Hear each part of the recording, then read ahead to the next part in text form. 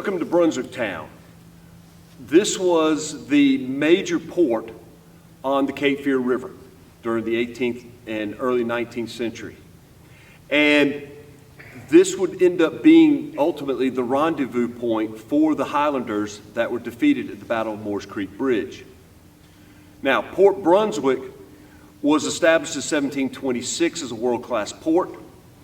It had deep water, had port facilities, but this was about as far north as deep draft vessels could get on the Cape Fear River. Therefore, that made it the ideal location for the Royal Navy, if they had arrived in time, to rendezvous and for the Highlanders to meet them.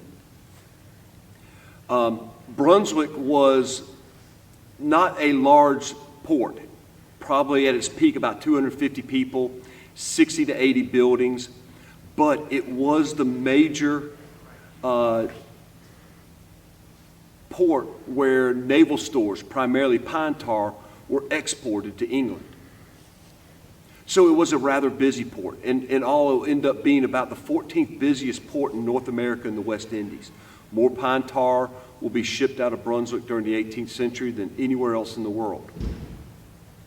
But again, as a port for the campaign, it was vital.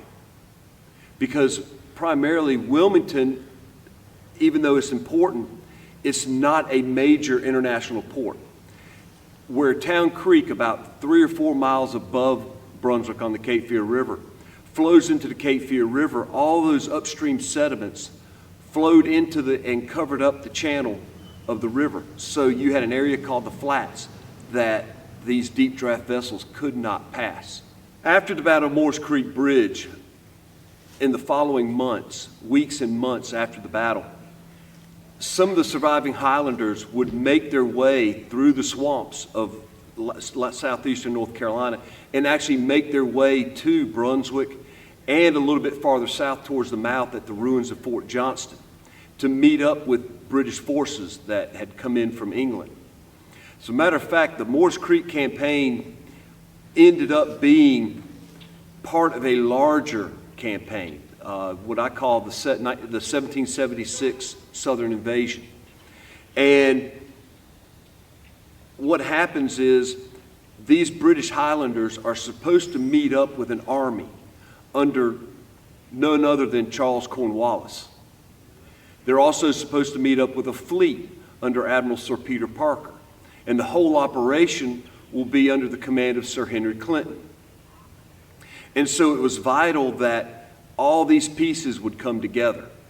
And with the defeat of the Highlanders at Moores Creek Bridge, the whole plan unravels before the first British troops even get here. Now, over the coming months, you will have the British Army under Cornwallis landing in what's now Southport at the ruins of Fort Johnston.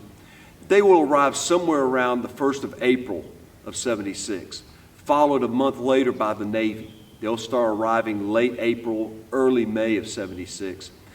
But you had a few troops under Clinton and Royal Governor Josiah Martin that had already arrived in early March that would conduct some raids. One of these raids in mid-March of 76 will be a spot burning of Brunswick. They burned the house of William Drive, which was formerly the governor's palace. They burned the St. Philip's Church, we believe, the building we're standing in right now. And they're going to burn some of the other leading patriot houses in town. The major burning will occur in mid-May of 76, where the British have decided there's nothing to be gained by staying in the Cape Fear. They're not going to get help from the large number, what they thought were the large number of Highlanders and regulators that would come in from the interior. They would not get that help.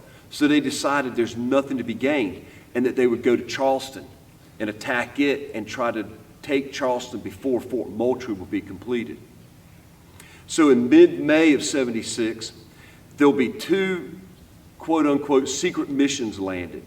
One around May 15th, British troops will land and they'll burn all the structures along the Cape Fear waterfront that are within gunshot range of the channel, just on the north side of town.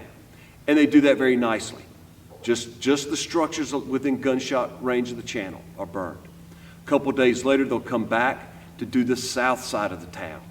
And it's when they do the south side of the town that something happens. Either the militia shows up, the winds get stronger, or a combination of both, and the flames get out of control and the whole south side of Brunswick will go up in flames. And that's really going to be the death knell of Brunswick as a town. As a port, it will remain for about another 50 years. But the importance of Brunswick during the Moores Creek campaign is really misunderstood, because it is, again, it's probably going to be the rendezvous point where the Highlanders don't have to cross the Cape Fear River to get into Wilmington. They can come straight down, get to Brunswick, and they'll have deep water to meet up with the Royal Navy and the Army transports.